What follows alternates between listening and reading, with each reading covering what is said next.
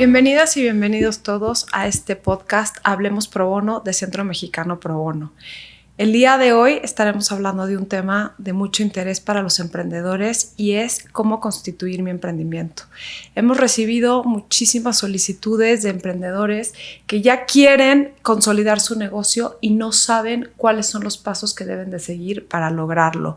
Entonces, bueno, el día de hoy para hablar de estos temas tenemos como invitado a Carlos Eduardo Gómez, asociado principal de la práctica de Derecho Corporativo de la firma Garrigues, a quien queremos agradecer por estar hoy presente para hablar de estos temas tan importantes. Muchísimas gracias, Carlos, por estar presente hoy y, bueno, pues compartirnos un poquito de tu conocimiento en estos temas. Como sabes, en Centro Mexicano Pro Bono tenemos un compromiso con los emprendedores por la importancia que tienen en la economía. Entonces, hemos diseñado esta temporada precisamente dirigido hacia ellos para que podamos resolver las dudas más comunes que tienen para que puedan crecer y consolidar su negocio. Entonces, bueno, creo que el punto de partida aquí sería empezar con el primer punto y es ¿qué debe de considerar un microemprendedor o un emprendedor que quiere consolidar su negocio? Muchas gracias, Pau. Y al contrario, antes que otra cosa, gracias por la invitación y gracias por considerar a Garrigues. A nosotros en el despacho vemos igual el músculo importante de los emprendedores en nuestra economía y como las empresas de la siguiente generación y siempre estamos gustosos en la medida de lo posible de participar y ayudar en este tipo de cosas. Ahorita de lo que decías, entrando ahora sí un poquito en materia, creo que vale la pena empezar por esa palabra clave que decías, consolidar un emprendimiento. Yo creo que el objetivo de nuestra plática y de lo que vamos a estar diciendo es para aquel emprendedor que ya identificó que llegó a ese momento de su negocio, de su empresa, que está listo para tener una sociedad. ¿Por qué? Porque efectivamente cambia la dinámica, cambian las obligaciones, las responsabilidades, etc. Y yo creo que, como abogado en derecho corporativo, yo siempre te voy a decir que la mejor estructura es hacerlo a través de una sociedad. Pero la realidad comercial y del mundo real para muchas personas que empiezan a hacer un emprendimiento, algunos más novedosos, algunos más tradicionales, algunos más grandes o más chicos, pues simplemente se ponen a hacerlo, ¿no? Llega un punto en donde te requiere consolidarte y transicionar a un vehículo más formal, donde ya es donde tienes que empezar a considerar estas cosas. ¿Cuál es ese punto? Varía y varía del tipo de negocio y del modelo de cada una de las empresas o los emprendimientos. Hay a quienes la necesidad surgirá porque quieren atraer nuevos inversionistas y quieren tener nuevos socios y quieren traer capital, etc. Y la mejor manera de implementar este tipo de cosas suele ser a través de una sociedad, que además es una inversión de equity, de capital, que al ratito platicamos un poquito más de qué significa eso, y es muy atractivo para atraer inversión. Pasa algo similar con la deuda para aquellos que ya quieren empezar a consolidarse y de pronto no quieren traer socios, pero necesitan acceder a nuevos esquemas de financiamiento. El que se consoliden a través de una sociedad te da acceso a este tipo de cosas. Entonces, pues yo partiría de esto y bueno, una vez teniendo claro que quieres consolidarte a través de una sociedad, sin duda hay varias sociedades en el derecho mexicano que te permiten crear buenos incentivos para tus socios, para ti mismos, para cómo administrarla y demás, sin que entorpezcamos mucho la manera de hacer negocios y el dinamismo de la empresa, pero al mismo tiempo logrando esta consolidación formal de empresa y de estructura para ser serio y poder acceder a este siguiente paso de las empresas, ¿no? Lo que decíamos, inversión institucional, deuda, etcétera. Gracias. Y creo que sí es súper importante resaltar estas ventajas porque Luego a la gente le da miedo, tienen una gran idea, creo que tienen todo, ¿no? El know-how para poder consolidar, pero luego no saben cuáles son las ventajas de pues ya pasar a formar un negocio, ¿no? Ya como lo dices, pues el poder acceder a inversión, el poder pues tener a lo mejor por temas de claridad, de transparencia, de poder crecer, expandirse, incorporar socios y demás. Entonces pues creo que es muy importante para todos los emprendedores que vean, y es justamente la plática del día de hoy, todas las ventajas que tiene el que se puedan, pues como dices, dar el siguiente paso. Entonces bueno, vamos a empezar. También aquí me gustaría empezar, ¿qué tipos de sociedades existen para los emprendimientos en México? Claro, y sabes que algo también que olvidaba decir ahorita y que es súper importante de estas ventajas que te da consolidarte ya a través de estas estructuras más formales es el tema de la responsabilidad. Definitivamente accedes a una serie de cosas que de otro modo son complicadas, por ejemplo, ciertos financiamientos o inversiones, etcétera, pero al mismo tiempo separas la responsabilidad de ti. Y eso yo creo que es uno de los aspectos claves de la gente que decide ya, voy a dejar de vender mi producto en lo personal, voy a crear una sociedad, voy a aportar el producto a la sociedad y voy a comercializar desde ahí. ¿Por qué? Porque hay una, llamémosle, regla general, un principio básico en el mundo legal que es las personas responden de sus obligaciones con todo su patrimonio. ¿Qué significa esto?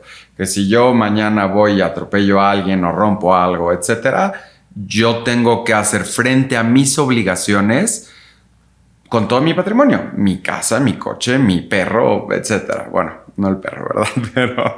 Pero un poquito ese es el principio básico. Cuando tú logras transicionar a un modelo societario, separas esa personalidad. Dejas de ser tú en lo personal. Puedes ser tú con alguien más o existe incluso una sociedad donde puedes ser tú solo, pero separas esa responsabilidad y creas dos patrimonios diferentes. Uno es el de la sociedad y otro es el tuyo. De tal forma que puedes estar haciendo negocios sin incurrir en responsabilidad y sin que el día de mañana pueda haber algo que vengan a tocarte la puerta para decir tú rompiste o tu empleado hizo, o existe un escenario de responsabilidad donde vamos a ir contra tus propios activos. Lo cual sin duda es algo que históricamente antes, ya me estoy yendo muy lejos en el pasado, pero antes ese era el gran tema. Tú te ponías a hacer negocios y te salía mal un negocio, te ibas a la calle porque todo tu patrimonio estaba garantizando tus obligaciones y garantizando lo que tú hacías en el día a día. Gracias a estos más modernos esquemas sociales, tú logras dividir los patrimonios, dividir las responsabilidades y tener responsabilidades acotadas. Por eso hay muchas sociedades que se llaman de responsabilidad limitada. Y eso es lo que significa. Ahora, dicho eso, me preguntabas ahorita por los tipos de sociedades que pueden existir. Mira, en México existen varios tipos sociales, si no me equivoco son 6. La realidad es que se usan 2 o a lo mejor 3. Y es muy simpático cuando estaba ahí repasando algunos temas antes del podcast.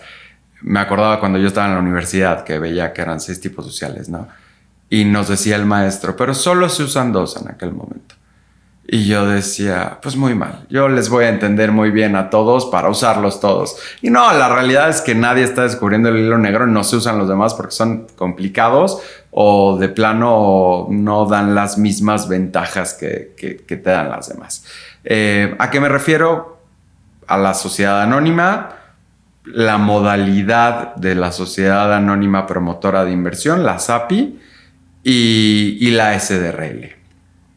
Ahora, cuando tú estás pensando en voy a hacer una sociedad y no tienes mucho, ¿cómo decirlo?, elementos para irte por una o por la otra, yo muchas veces mi recomendación es, mira, si no tienes nada particular que te obliga a tomar una, la decisión fácil siempre va a ser la SA.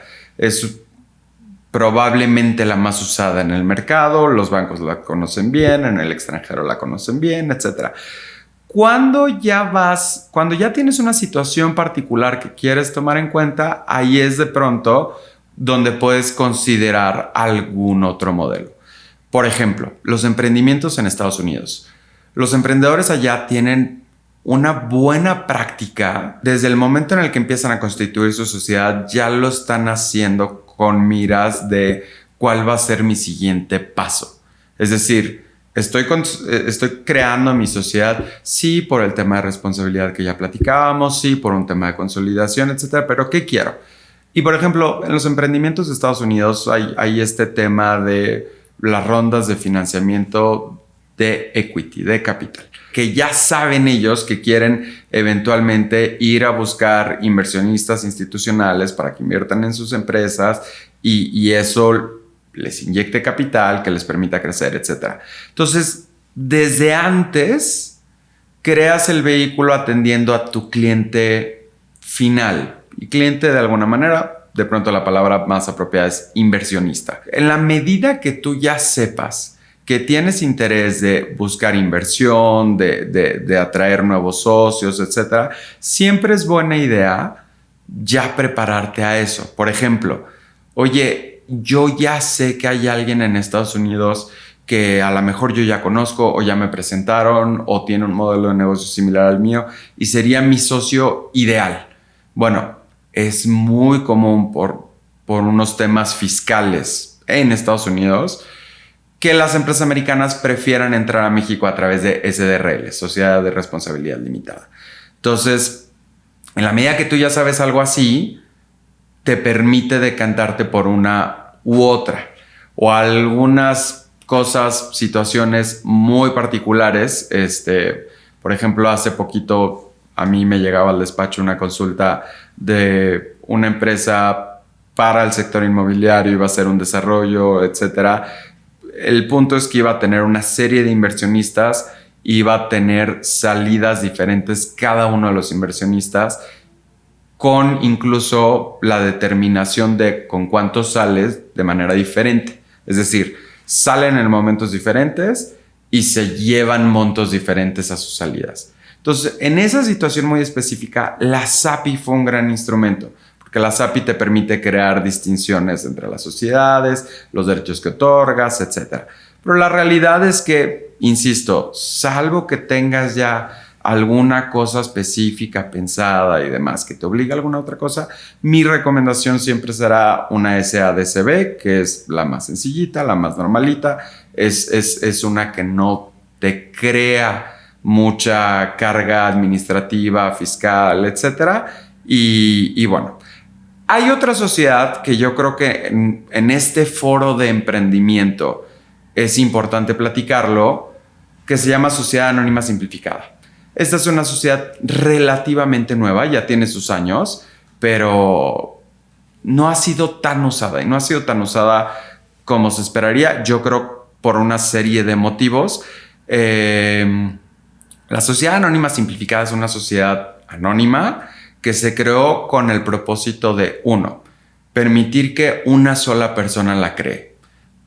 Contrario a la SA, la SDRL, la SAPI, etcétera, tú necesitas como requisito legal tener por lo menos 2 accionistas.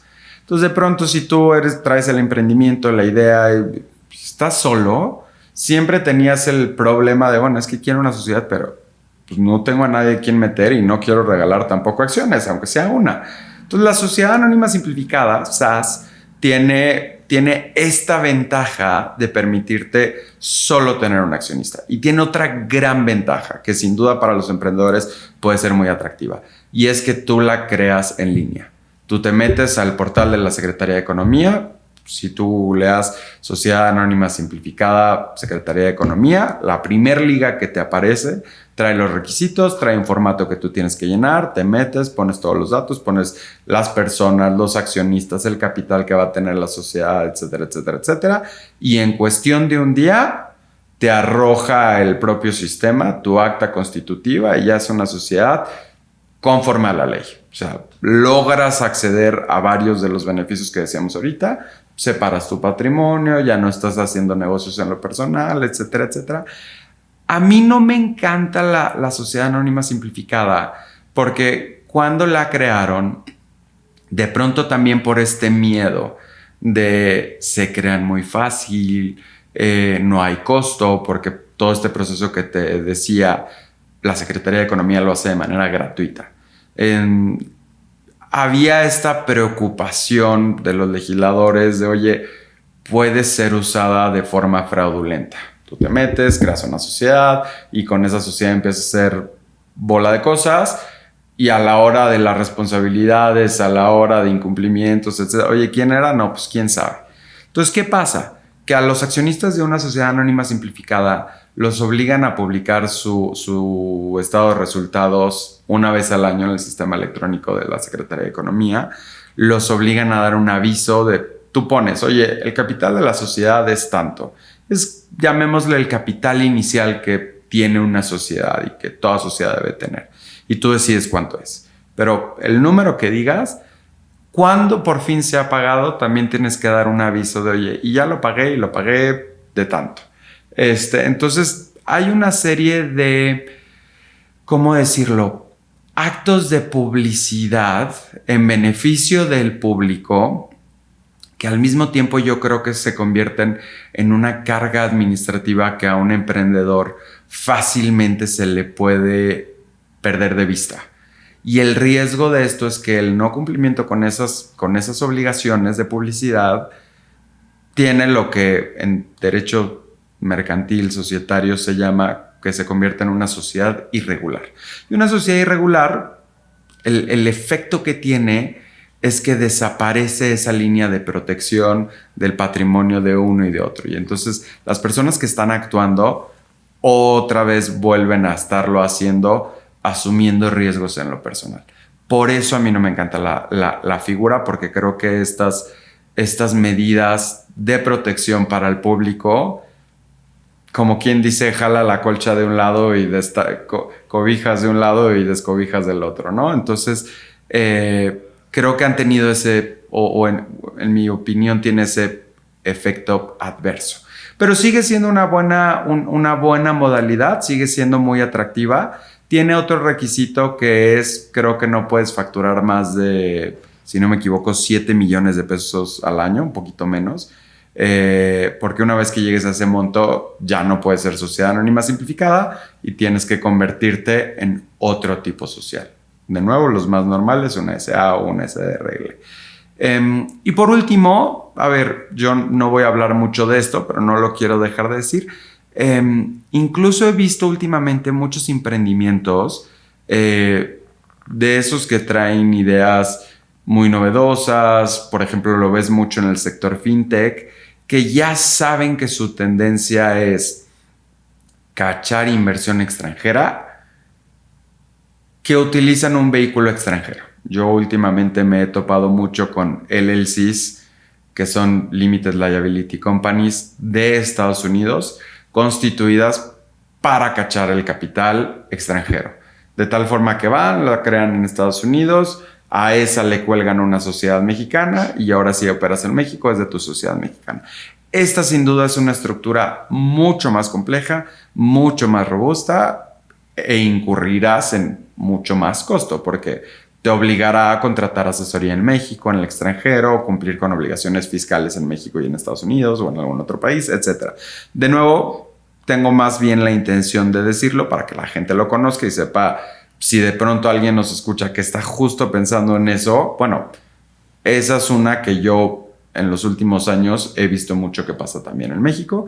Y de nuevo, en términos generales, yo te diría, creo que esos son los tipos de sociedades que se usan más aquí en México. Muchísimas gracias, súper interesante. Y ahorita mencionabas cuáles son los pasos para constituir una SAS, pero quisiera ver si nos puedes platicar un poco más sobre cuáles serían los pasos para constituir una SA normal, ¿no? Una sociedad anónima. Claro, la realidad es que es súper sencillo, pero bueno, en estas cosas, y como todo cuando luego tiene que ver con abogados, ¿no? Que no lo digo con orgullo, pero en estas cosas siempre lo puedes hacer tan simplificado o tan complejo como tú quieras. Un emprendedor que está iniciando él su negocio, que no trae socios, es decir, yo voy a hacer mi sociedad y listo, es relativamente fácil. Tienes la necesidad de utilizar a un fedatario público, a un notario, lo cual lo cual incrementa costos, pero independientemente de eso, de nuevo, sí incrementa costos, pero como decía hace ratito, yo le veo beneficios. ¿Por qué? Por aquellas cargas que platicábamos de las SAS que no son tan buenas y que pierdes por quedarte con la SA. Entonces, parte del costo-beneficio y el análisis que los emprendedores tienen que hacer. La realidad es que, de nuevo, si tu idea es una de estas sociedades sencillitas, acércate a un notario público que conozcas, y si no conoces, prácticamente el que googlees te puede ayudar con esto.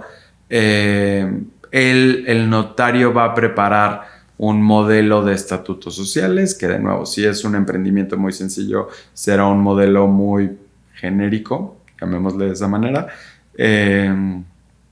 Tú puedes estar firmando, el notario tiene que acreditar una serie de cosas, particularmente a partir de ciertas reformas y la miscelánea fiscal que ahora los obliga a identificar a las personas, a quién controla y quién está detrás del emprendimiento y demás. Pero eso es relativamente fácil y rápido, sobre todo para personas físicas como los emprendedores que estamos pensando. Yo lo que te diría es, probablemente tú puedes, a partir de que te acercas con el notario, estar firmando tu acta constitutiva en 2 semanas, poquito más, poquito menos. A partir de ahí, el notario tiene que mandar eso a Registro Público de Comercio, que dependiendo del estado donde se encuentren, puede tardar más o menos. Yo les diría, en promedio, creo que podemos pensar en 3 semanas. Varía mucho esto por la carga de trabajo que traiga Registro Público de Comercio en cada estado y en las fechas. Por ejemplo, ahorita estamos grabando esto en diciembre. Estas fechas suelen ser de mucho trabajo a registro porque se va de vacaciones, cierra por un periodo. Entonces todos los notarios y toda la gente está mandando muchas cosas y se atraviesa el periodo vacacional. Entonces, si tú eres de esos que manda justo antes del periodo vacacional, pues seguramente saldrá hasta principios, mediados de enero. Entonces, pero en términos generales, yo creo que podemos hablar de unas 3 semanas, y al mismo tiempo el notario te da una serie de documentos que tú necesitas para poder empezar con los trámites fiscales, para que tú puedas ir, conseguir tu RFC, inscribir al apoderado legal para temas fiscales en Hacienda, fiel, contraseña, etc. De lo cual seguramente los fiscalistas ya nos platicarán en algún otro podcast. Pero te digo, más o menos esos son los pasos. En realidad son bastante simples. En un tema de costos, y estoy tratando de hacer un estimado, de nuevo, cada quien vaya con su notario de confianza y que nos avisen si consiguen un mejor presupuesto. Pero yo lo que te diría es, para algo sencillo, aquí en Ciudad de México, lo normal es que te cobren entre 15 y 20 mil pesos por constituirte como sociedad anónima o SDRL. En términos generales, más o menos esos son los costos, más o menos ese es el tiempo y más o menos esos son los pasos que tendrías que seguir. ¿Hay algún otro costo de constitución que los emprendedores tendrían que tomar en cuenta? Costo como tal, no. Carga administrativa, sí. Por ejemplo, en este costo que yo te estoy diciendo, porque hay un derecho que se le tiene que pagar al Registro Público de Comercio, por ejemplo, y ese puede ser significativo en algunos casos. En esta que yo te estoy diciendo, en este presupuesto de entre 15 y 20 mil pesos, ya incluyo ese costo siempre y cuando el capital sea bajo. Luego, si de pronto es un emprendedor que está poniendo un capital social muy alto, eso puede impactar en sus costos a la hora de inscribirse en el Registro Público de Comercio. Fuera de esto, por ejemplo, de nuevo, en realidad hay carga administrativa. Por ejemplo, cuando vas con el banco y el banco te puede decir, oye, yo quiero ver una copia de tus estatutos y de tu poder. Y entonces de pronto eso te hace pedirle al notario una copia certificada adicional que te la va a cobrar en 2-3 mil pesos más, etc. Pero en términos generales, yo creo que para la Constitución prácticamente son esos. Para concluir, si pudieras darle una recomendación en materia de gobierno corporativo a los emprendedores que nos están escuchando, ¿qué les dirías o qué les recomendarías? A ver, fíjate, acabas de tocar un tema bien interesante porque el ESG está de moda, ¿no? Lo que significa medio ambiente, gobierno corporativo, responsabilidad social. Y hay un tema, de nuevo, cada quien conoce su negocio y su emprendimiento y todos son igual de válidos y esenciales para la economía. Pero si tú eres de aquellos que trae esta idea o este modelo de negocio de crecer, de institucionalizarte, de voltear a ver a los fondos, de voltear a ver inversionistas extranjeros, el tema de ESG es algo bien importante ahorita y es algo que muchos fondos, muchos bancos ya traen incluso como normatividad interna. Para que nosotros podamos hacer una inversión, yo necesito que la sociedad en donde quiero invertir cumpla ciertos parámetros de ESG. Perdón, y para los que no saben qué es ESG. De nuevo, y perdón por el anglicismo, es Environmental, Social and Governance, que es Secretaría Corporativa, Impacto Social y Políticas Medioambientales, ¿no? Estas no son tan fáciles de resumir. La realidad es que yo a algunos clientes los he ayudado a incluir temas de ESG en sus estatutos sociales para que tengan un impacto ambiental positivo, un gobierno corporativo e impacto social. La realidad es que yo creo que sí depende de cada empresa, de cada inversionista, del rubro donde están. No es lo mismo aquel que se dedica a transporte y de pronto puede decir, oye, como política medioambiental quiero que X porcentaje de mi transporte de mercancías sea utilizando vehículos híbridos. O bien aquella que está en un tema más industrial, que más bien un tema ambiental sería alterar sus procesos de alguna u otra forma para garantizar que sea ambiental. Entonces, de nuevo, esto creo que ya depende de cada empresa, de cada negocio, de lo que hacen. En términos generales, yo creo que de estas, la más sencilla es gobierno corporativo. Y de nuevo, yo como lo distingo mucho es, si vas a buscar capital, prepárate desde un inicio. Al inversionista, que no tiene que ser un fondo, digo, muchas veces he mencionado fondos porque nosotros en el despacho trabajamos más con fondos, pero la realidad es que esto aplica también a aquellos que van y buscan entre familiares y amigos inversión. Todos van a querer ver que los estatutos prevean mecanismos de vigilancia, de contrapesos, de límites al gasto, de que tengas que, por ejemplo, algo que nosotros vemos mucho es, oye, para gastos superiores a X pesos, tienes que ir con los inversionistas a pedirles la autorización. Eso le da mucha paz a la gente. Y de nuevo, por eso me quiero separar un poquito luego del tema de los fondos, que es demasiado formal e institucional. Y esto a alguien que te busque a ti o a mí, o que nosotros busquemos a alguien y querer invertir y que ellos vean, oye, pero el dinero que tú estás inyectando, yo no me lo puedo gastar libremente porque mira, mis poderes están limitados, yo no puedo gastar arriba de tantos pesos, para eso tengo que pedir permiso, si yo invierto fuera de nuestra área de negocios tengo que pedir permiso, etcétera, etcétera. Todo eso da mucha tranquilidad a los inversionistas. Yo te diría, si eres de aquellos emprendedores que ya desde un inicio sabe que va a ir a buscar este tipo de inversionistas, sin duda este es un aspecto de gobierno corporativo para considerar.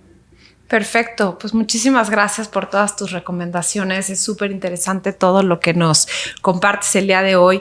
Y bueno, para todos los que nos escuchan, los que nos están viendo, yo los quiero invitar a que vayan a la página web de Centro Mexicano Pro Bono. Ahí tenemos muchas herramientas, muchos manuales, justamente donde abordamos estos temas.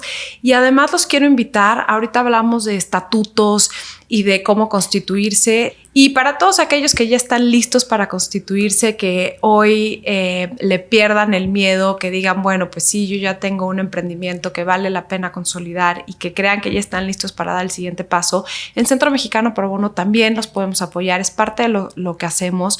De hecho, de la mano de Garrigues hemos ayudado a mucha gente, a muchos emprendedores a constituirse. Les podemos apoyar desde la elaboración de los estatutos, a lo mejor con con temas de, hoy no tocamos, pero bueno, fiscales, de registro de marca y demás.